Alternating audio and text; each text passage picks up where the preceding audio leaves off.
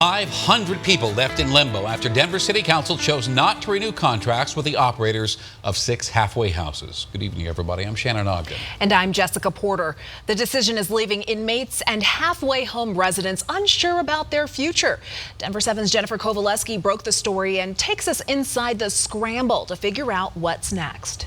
No. With an 8-4 vote, Has failed. Denver City Council took a bold stand. This is really difficult for me. One of the hardest decisions in 4 years. They ended contracts with 2 halfway house operators after learning these same companies run ICE facilities and private prisons. We're in the middle of a frenzy right now. Leaving the city scrambling with 500 people in limbo with no real plan for what to do with them and the 6 halfway houses where they call home. I don't think anybody thought through what would happen to the lives of the people in the programs. Councilwoman Debbie Ortega agrees with the policy, but voted against the majority. I think it was irresponsible. I get why they voted against it, but at the same time, we had no plan. At the center of this story is 2 companies, GEO and Core Civic, both known for detaining immigrants and running private prisons.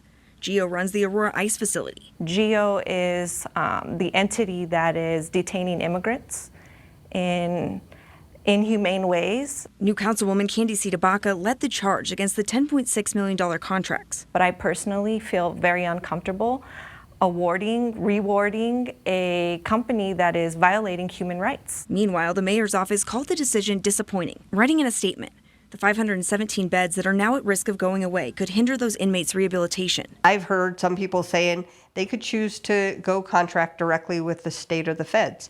Now, I don't know whether Governor Polis is willing to contract. For now, both companies are keeping their halfway houses open, but they aren't taking in any new people.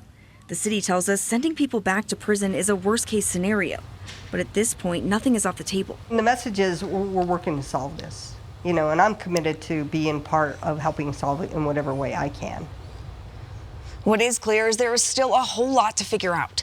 Another challenge, both of these companies own their buildings, so they could block another vendor from coming in.